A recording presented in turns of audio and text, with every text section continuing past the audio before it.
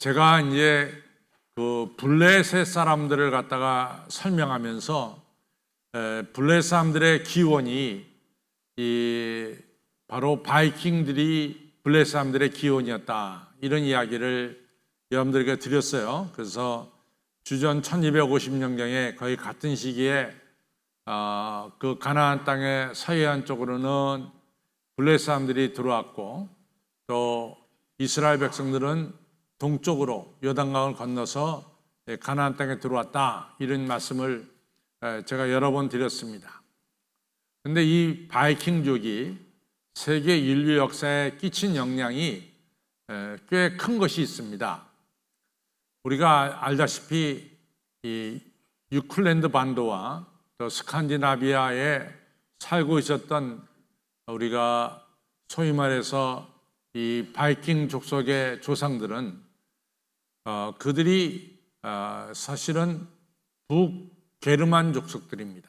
북게르만 족속들. 그래서 그걸 우리가 어떻게 증명할 수 있느냐?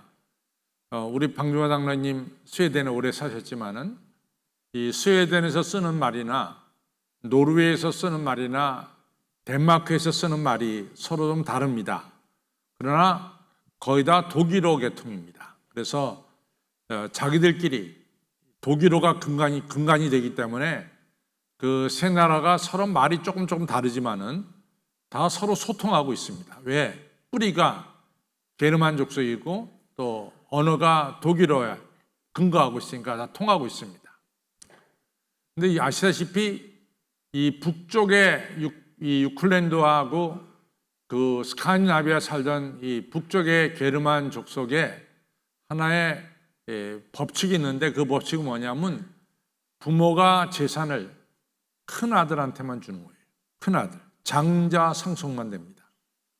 그 둘째 이후부터는 재산을 부모로부터 받지 못합니다.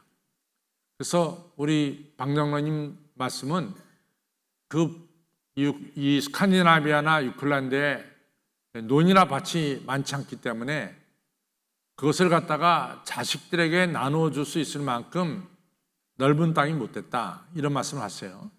그래서 이제 큰 아들만 가지게 되는데, 그 나머지 둘째부터는 땅도 부모에게 못 받고 어떻게 살아가냐 말이죠. 그러니까 둘째 이후부터는 전부 다 집을 떠날 수밖에 없어요. 그래서 그들이 선택한 것은 배를 만들어서 자꾸만 남쪽으로 남하하는 겁니다. 그것이 이제 바이킹들의 특징인데, 여러분들 바이킹들이 만든 배가 길이가 한 20m가 되잖아요. 그런데 이 배가 쏜살 같답니다. 그래서 바이킹들의 배를 무적 함대라도 참 무찌르기가 어렵대요. 원체 이 배를 잘 만들고 또 잘 움직여서. 이런 바이킹들이 자꾸만 남하하면서 프랑스 땅, 영국 땅에 들어갑니다. 그러면은 프랑스도 이 바이킹한테 당해낼 재간이 없어요. 그래서 우리가 잘 아는 대로 2차 대전의 승전을 바꾼 놀라운 사건이 노르망디 상륙작전 아닙니까? 노르망디라고 하는 것이 바로 이 바이킹 족속들이 세운 땅이에요. 그래서 그 이름을 노르망디라고 부른 거죠. 또 영국도 이 바이킹 들어가서 이 왕족을 만들었습니다. 이만큼 바이킹들이 아주 강했죠. 그래서 어느 땅에 들어가든 그 땅에 살고 있던 사람들이 바이킹한테 패배해가지고 땅을 자꾸만 바이킹들한테 빼앗기는 거죠. 그러니까 이제 어떤 일이 벌어졌냐면은 이 농사를 짓던 사람들끼리 서로 농사 짓던 사람들끼리 서로 경쟁을 가지고 서로 화합을 잘 못했는데, 외세 침입, 바이킹의 침입이 이루어지니까 이 농토를 가진 사람들이 서로 연합했어요. 그래서 큰 농토를 서로 소유하게 됐고, 또 큰 농토를 같이 이제 농사 짓게 됐고, 그러면서 이제 많은 소작인들을 불러서 일을 시키기 시작했죠. 그래서 힘을 합쳐서 외세의 세력을 막은 거죠. 힘을 합쳐서. 그러면서 이 농토들이 만들어져 큰 영토를 가지게 됐죠. 농토를. 그래서 생겨난 것이 소위 말해서 봉건주의입니다. 그래서 이 봉건주의는 외세를 막기 위해서 조그만 농토를 가진 사람들끼리 서로 협력해서 큰 농토를 만들고 하나가 돼서 외세를 막았어요. 그리고 그 농토의 최고 높은 사람을 영주라고 불렀고, 영주는 그 밑에서 일하는 모든 일하는 소작인들에게 먹고 살 것을 보장시켜 줍니다. 그리고 동시에 전쟁이 일어나면 소작인들 하여금 지금 말로 하면 총칼을 들고 외세와 싸우는 군사가 되게 했습니다.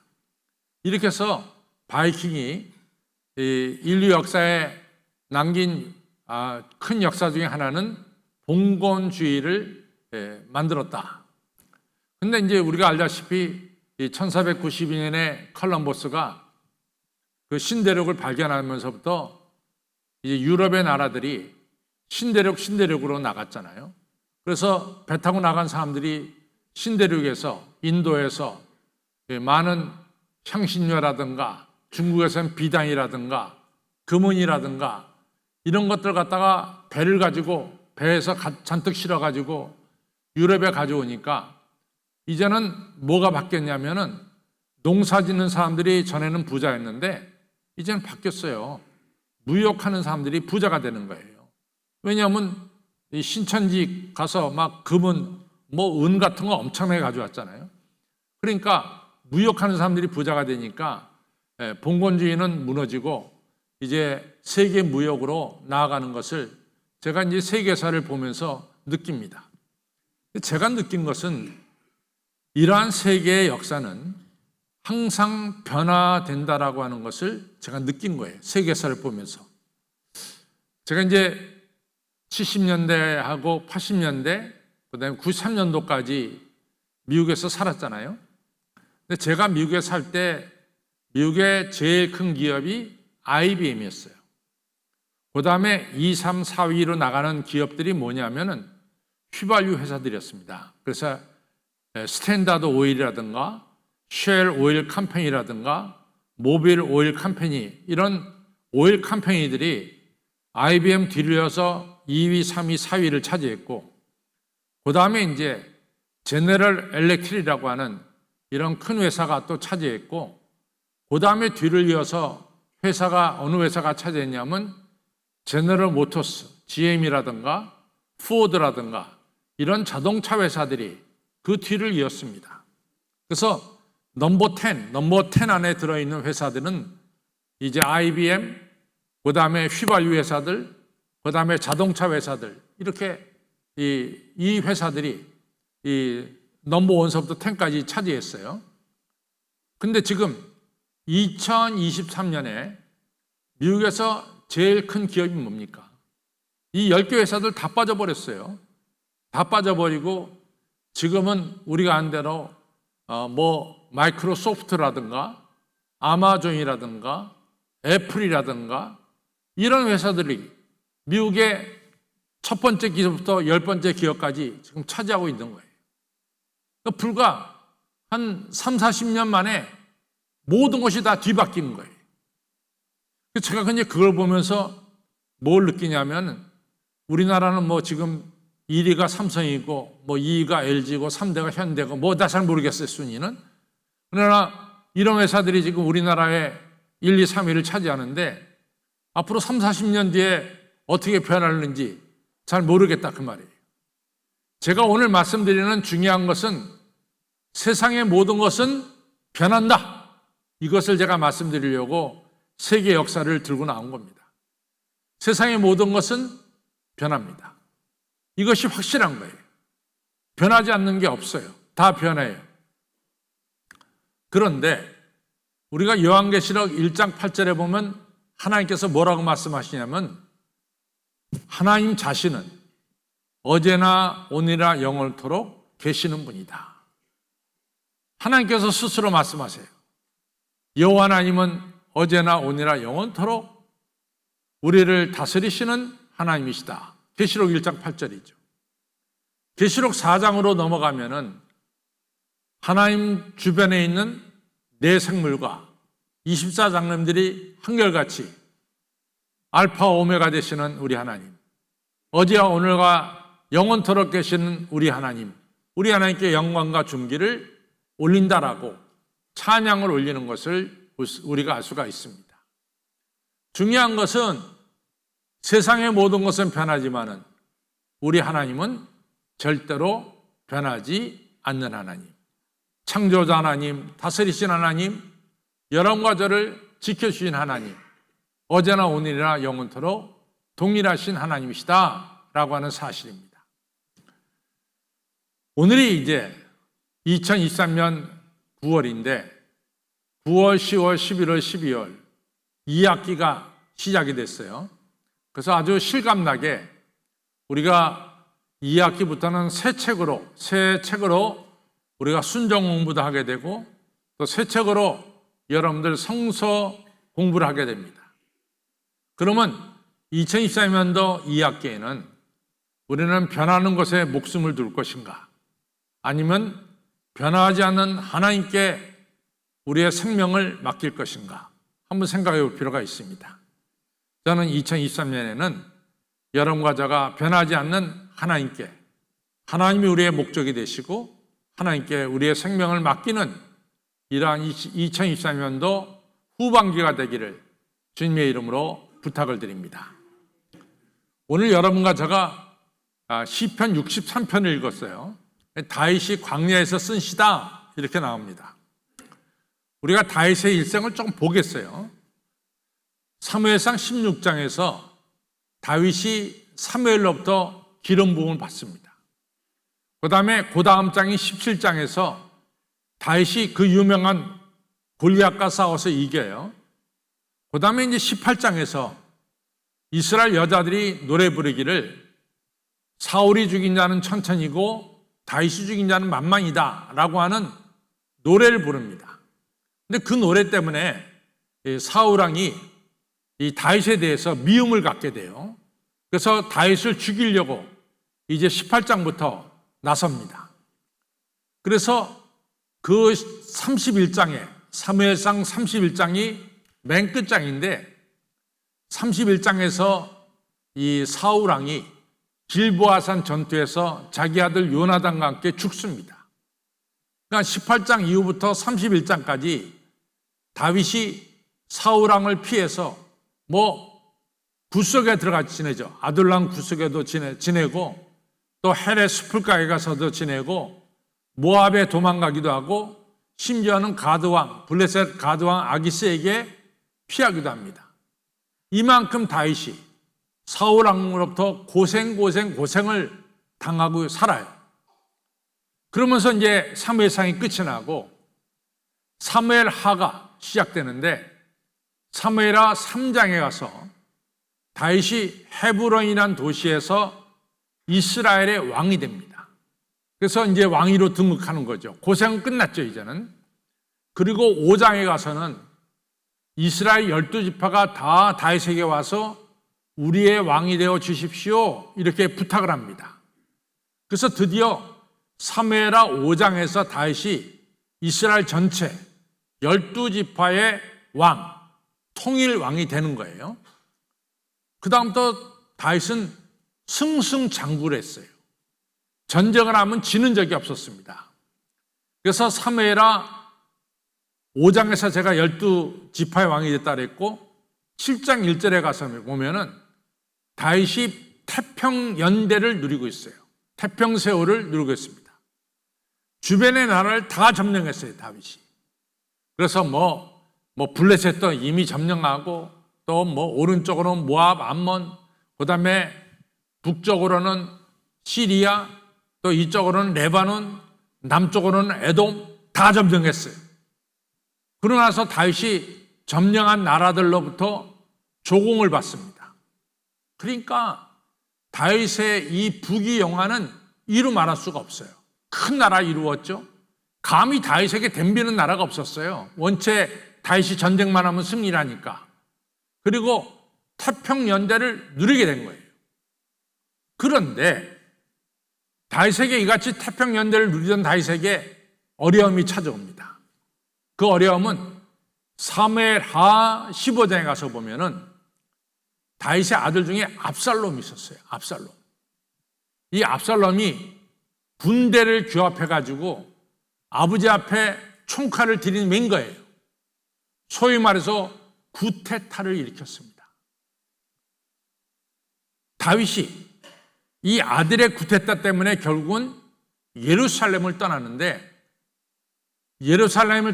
그 얘기가 사무엘하 15장에 자세히 나오거든요. 근데 15장 30절에 보면 다윗이 예루살렘을 떠나서 기드론 신을 건너서 감람산에 올라갈 때 맨발로 올라갔다 그랬어요. 맨발로. 머리를 풀어헤친 채로 눈물을 흘리면서 올라갔다. 이렇게 성경은 말씀하고 있습니다. 이 얘기는 뭐냐? 다윗이 얼마나 급하게 나왔으면 맨발로 나왔겠느냐? 이걸 보여줍니다. 그래서 다윗이 아들을 피해서 도망가서 광야에 거하면서 지은 시가 바로 오늘 시편 63편이에요. 그럼 시편 63편의 내용은 뭐냐? 내용 간단해요. 하나님, 제가 하나님이 저에게 주신 선물인 부귀영화보다 또 하나님이 내게 주신 권세보다 재물보다 모든 가족들, 이 하나님이 주신 모든 선물보다 제가 하나님을 더 송축하나이다. 이것이 얘기. 내 육체가 하나님이 주신 부귀영화 모든 선물 이러한 것보다 하나님 제가 하나님을 더 송축하나이다. 내 영혼이 이런 모든 하나님이 주신 부귀영화나 권세나 재물이나 이런 것 모든 것보다도 저는 하나님 한 분을 송축하나이다. 이 사실을 고백하는 거예요. 다윗이 확실하게 깨달았어요. 그가 누리고 있던 부귀영화나 권세나 재물이나 이런 모든 것들은 순식간에, 아주 순식간에 사라질 수 있다는 것을 깨달았어요. 그것을 깨달았습니다. 그리고 하나님만이 어제나 오늘이나 영원토록 하나님만이 나에게 함께 하시고 영원히 계신다는 사실을 깨닫고 하나님만을 찬양하는 이런 놀라운 역사를 우리가 시편 63편에서 볼 수가 있습니다. 사랑하는 성도 여러분, 다윗의 깨달음은 올바른 깨달음이죠. 여러분, 우리 노예 어떤 목사님 계신데 나 어제 장로님한테 들었는데 그 목사님한테 30살 난 딸이 있었대요. 딸이 있답니다. 아직 시집도 안 갔어요. 근데 그 딸이 갑작스럽게 병원에 가서 조사해 봤더니 암이 뼈에 퍼진 거예요. 난리가 났어요. 난리가. 여러분, 우리의 건강이라고 하는 것도 순식간에 어떻게 될는지 모르는 거예요. 제가 서두에도 말씀드렸듯이 제가 미국에 살 때 넘버 1, 2, 3, 4, 5 이런 기업들은 다 빠져버렸어요. 새로운 기업들이 다 그 자리를 차지했어요. 또 이 새로운 기업들이 앞으로 영원할 거냐? 영원하지 못하죠. 또 바뀔 겁니다. 세상의 모든 것은 바뀌는 거예요. 그러나 어제나 오늘이나 영원토록 변함없으신 분은 우리 하나님이시죠. 빌립보서는 이 사도 바울이 빌립보 로마 감옥에 있을 때 쓴 편지라 그래서 빌립보서를 뭐라고 그러냐면 사도 바울이 옥중에서 썼다. 그래서 옥중서신이라고 부릅니다. 사도 바울이 이 손발이 착고에 묶여 있으면서 빌립보 교인들에게 편지 보내기를 빌립보 교인들아, 내가 당신들에게 말하는 것은 나는 사실은 이 부유함에 있거나 또 내가 궁핍함에 있거나 내가 배부르거나 배고프거나 어떠한 환경에 있든지 나는 자족하는 비결을 가지고 있다. 나는 만족하고 있다. 그 이유가 뭔지 아느냐? 나는 내게 능력 주신 자 안에서 내가 모든 것을 할 수 있다라고 하는 빌립보서 4장에 나오는 중요한 말씀을 하고 있습니다. 사도 바울도 다윗도 똑같아요. 확실한 결론은 뭐냐? 바로 나를 자족시키고 나에게 모든 것 되시는 것은 하나님이신 선물들이 아니라 선물을 주시는 하나님만이 나의 자족의 근원이 되신다, 그 말이죠. 그래서 사도 바울은 이런 얘기를 해요. 내가 과거의 모든 것들을 다 오물처럼 버리고 오직 나는 믿음의 주 온전케 하신 이 내 앞에 있는 표대인 예수님만을 따라갑니다. 왜냐? 예수님만이 나에게 자족과 만족과 힘을 주시는 근원이기 때문에 그렇습니다. 이러한 중요한 고백을 빌립보서에서 사도 바울이 하고 있습니다. 성도 여러분, 우리에게 가장 중요한 게 뭘까요? 그래서 한번 생각해 보십시오. 우리에게 가장 중요한 것은 하나님이신 선물이 아니라 선물을 주시는 하나님이심을 꼭 기억하시기를 바랍니다. 한번 우리 보죠. 여러분과 저에게 가족이 너무 중요해요. 또 우리에게 건강이 중요하죠. 또 재물도 중요하죠. 권력도 중요하고 명예도 중요하고 또 여러분들 우리 취미생활도 아주 중요합니다. 그런데 이러한 모든 것, 가족이라든가 또 건강이라든가 재물이라든가 또 명예라든가 권력이라든가 나의 취미생활이라든가 이런 거 다 사실은 하나님이 우리에게 주신 선물이에요. 하나님이 주신 우리 선물입니다. 그런데 중요한 것은 이 선물을 주신 하나님보다 더 사랑할 때 문제가 되는 거죠. 그렇죠. 우리가 선물을 주신 하나님보다 더 사랑할 때 문제가 됩니다. 우리가 요한복음 6장에 보면 아주 재미있는 이야기가 나오는데 요한복음 6장은 예수님께서 오병이어로 5,000명을 먹인 사건이 요한복음 6장에 나와요. 그런데 이제 예수님이 오병이어로 5,000명을 먹인 이 기적의 사건이 일어난 장소는 어디냐면 디베랴 바닷가입니다. 이번에 성지순례 갈 때 여러분들이 묵었던 지역이 바로 디베랴 바닷가입니다. 거기서 예수님이 오병이어로 5,000명을 먹였습니다. 그러고 나서 그 다음 날이 됐어요. 5,000명이 이 배불리 먹고 나서 그 다음 날 일어났을 때 또 예수님께로부터 아주 많은 먹을 것을 얻고 싶어요. 그래서 예수님을 찾았습니다.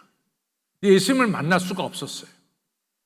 바로 그 5,000명을 먹인 날 저녁에 어떤 사건이 일어났냐면은 예수님의 제자들이 배를 타고 디베라에서 가버나움으로 배를 타고 갔어요. 배를 타고 가면 짧습니다. 그런데 타고 가는 도중에 큰 풍랑이 임했잖아요. 그러니까 예수님이 산에서 기도하다가 내려와가지고 무리를 걸어가지고 제자들이 탄 배에 타셔가지고 저 가버나움으로 전날 밤 오병이어로 5,000명을 먹이신 날 밤에 이미 가버나움으로 옮겼어요. 근데 무리들은 예수님이 가버나움에 갔다는 것을 모르고 있었단 말이지. 그러니까 예수님을 찾다 못 찾으니까 이제는 디베라에서 가버나움까지 배를 타고 간 것이 아니라 걸어서 갔습니다. 그것을 걸어서 갈 때는 14km나 돼요. 걸어서 갔어요. 그리고 가버나움에 계시던 예수님이 큰 무리가 걸어서 자기한테 오는 것을 보면서 이런 말씀을 하십니다. 저들이 나를 찾은 것은 떡을 먹고 배부른 까닭이다. 저들이 나를 찾은 것은 나를 만나려고 온 것이 아니라 내가 주는 떡을 먹으러 왔다. 아주 중요한 얘기를 했어요. 이 무리들은 예수님한테는 별로 관심이 없어. 누구한테 관심이 있어요? 예수님이 만들어주시는 떡에 관심이 있는 거예요. 예수님을 사랑하는 게 아닙니다. 예수님이 주시는 선물인 세상의 권력과 재물과 부귀영화에 관심이 있는 거죠. 여러분, 우리는 어때요? 여러분과 저는 어때요? 여러분과 저는 선물을 주시는 장본인인 하나님을 사랑합니까? 아니면 하나님의 선물인 부귀영화를 더 사랑합니까? 한번 우리가 생각해 보세요. 도대체 나는 이 제단에 나와서 나에게 선물을 주신 하나님께 영광을 구하고 있는가? 또 하나님께 영광을 돌리고 있는가? 아니면 하나님이 우리에게 주시는 부귀영화, 건강, 이러한 세상적인 선물을 더 기대하고 있지 않은가? 한번 살펴볼 필요가 있습니다. 아주 중요한 말씀이에요. 하나님이 나의 삶의 목적이냐, 아니면 하나님이 나에게 베풀어 주시는 선물이 목적이냐, 한번 우리 스스로 한번 생각해 보시기를 바랍니다. 저는 성경이 너무너무 잘 쓰여졌어요. 읽으면 읽을수록 아주 성경의 신비스러움을 계속해서 느끼는데, 제가 이제 지난주에 마태복음 19장에 나오는 부자 청년에 대한 이야기를 했습니다. 그런데 이 부자 청년에 대한 이야기가 누가복음에는 18장에 나와요. 그래서 예수님께서 부자 청년에게 네가 영생을 얻고자 하면은 네 재산을 가난한 자에게 주고 그리고 와서 나를 따르라 그랬어요.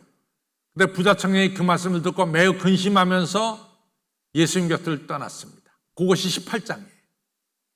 그런데 바로 그 다음 장 19장에는 뭐가 나오냐면 삭개오의 이야기가 나와요.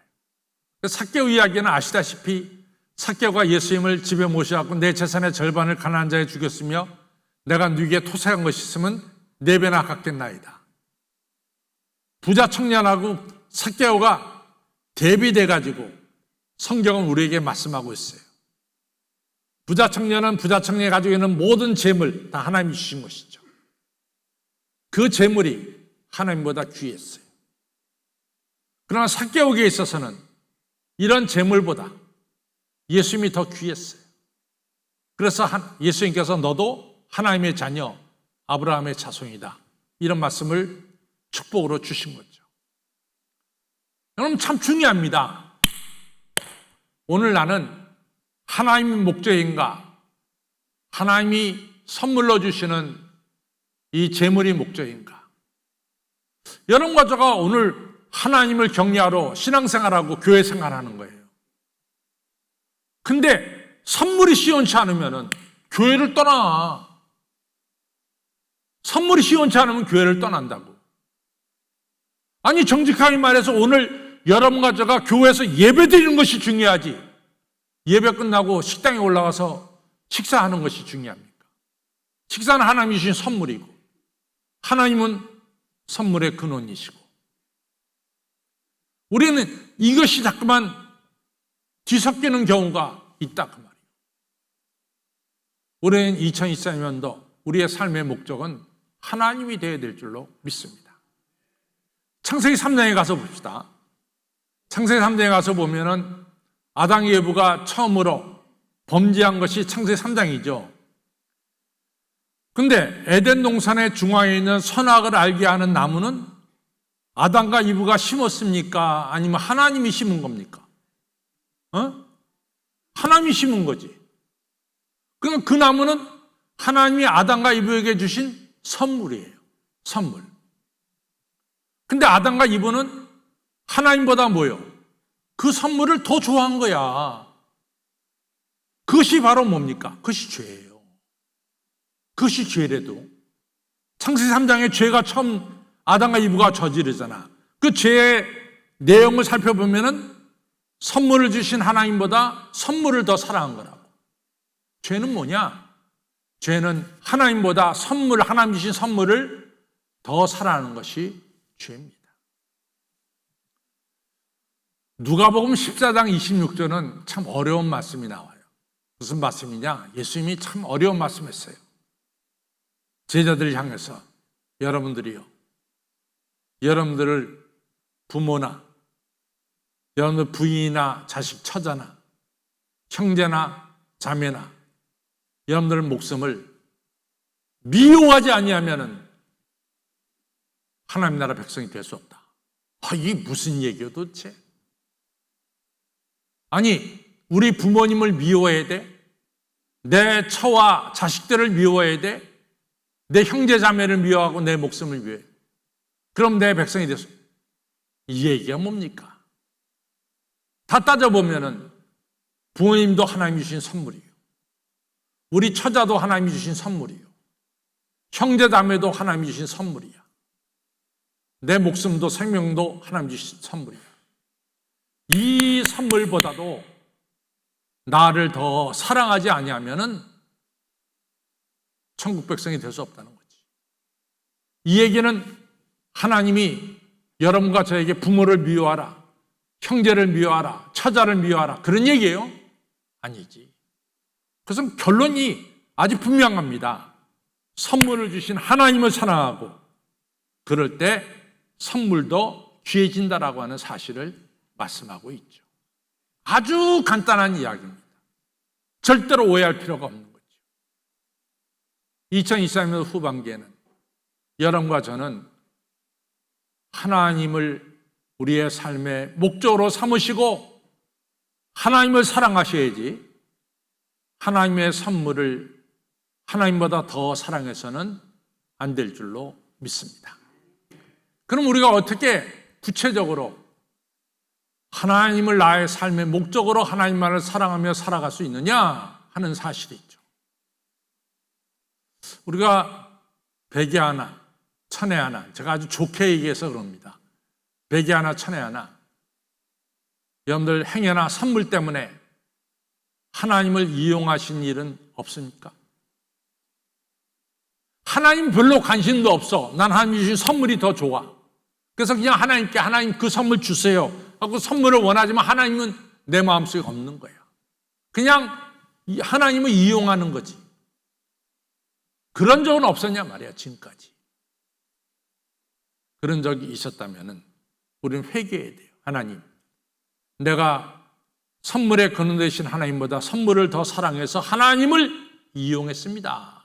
이런 얘기를 회개 기도를 해야 돼.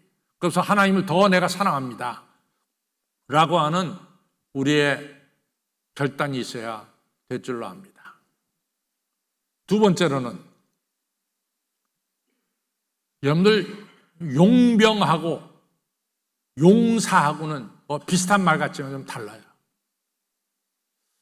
이 용병이라고 하는 것은 요즘 우리가 잘 알다시피 러시아와 우크라이나 간의 전쟁 속에서 바그너 그룹이 러시아 편에 서서 우크라이나와 전쟁을 합니다.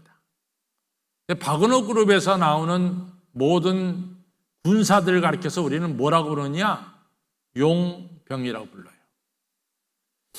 우리가 다른 나라와 전쟁을 한다 그럴 때 우리에게는 전쟁의 목적이 있어야 돼.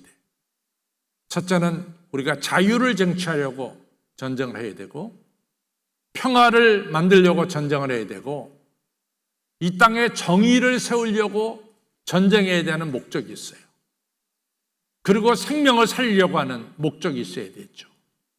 그렇잖아요. 전쟁이 그냥 하는 거예요. 전쟁을 벌인다 그럴 때 그 전쟁에는 분명한 목적이 있어야지. 포로에서 자유, 부정의에서 정의. 그렇죠? 그 갇힌 자를 갖다가 생명을 살리는 일. 어떤 이런 분명한 목적이 있어야 된다고. 근데 바그너 그룹의 용병들은 이런 목적이 있을까요? 이런 목적 없어요. 그 사람들은 전쟁에 임해서 돈만 받으면 되는 거야. 돈만 받으면. 돈 때문에 전쟁하는 거야. 그렇잖아요. 누가 프리고진이 죽었다고 해서 저 사람이 정의를 위해서 죽었다고 말하는 사람이 어딨냐고 한 명도 없단 말이지. 그것이 바로 용병입니다. 역사 이야기 하나 더 하면은요.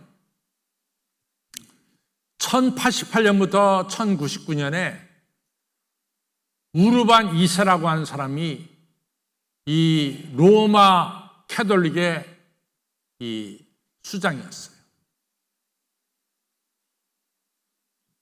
그런데 그때 어떤 일이 벌어졌냐면은, 아시다시피 이 예루살렘은 우리 크리스찬들의 성지입니다.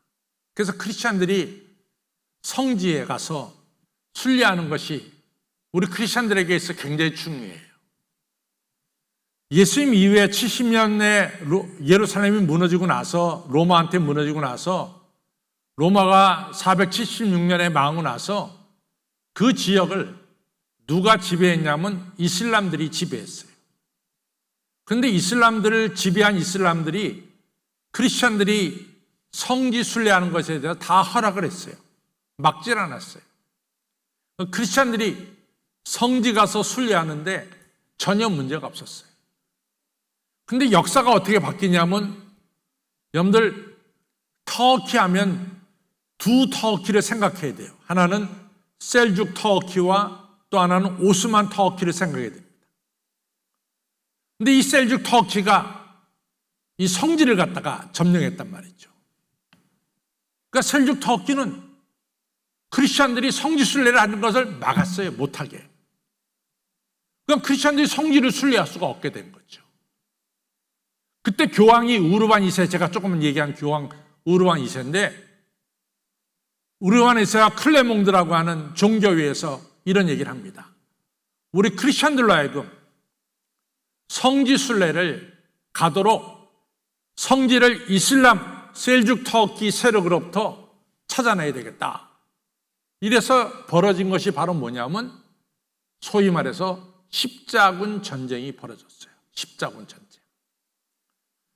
역사적으로 볼 때 십자군 전쟁은 실패한 전쟁이고, 기독교를 깎아내린 제일 추악한 전쟁이 십자군 전쟁입니다. 십자군 전쟁이 7차까지 벌어졌는데 제일 추악한 전쟁이에요. 근데 왜 이렇게 됐느냐? 우리가 성지를 탈환하기 위해서 크리스천들로 하여금 이 예루살렘의 성지를 다녀올 수 있도록 우리가 전쟁을 벌이겠다, 이랬단 말이죠. 그러면은 그 용사들이 붙어야 되잖아요. 용사들이, 전쟁의 용사들이. 근데 그 용사들이 100명 중에 90명이 전부 다 용병이라, 용병, 돈 받고 전쟁에 임하는 거야, 용병이.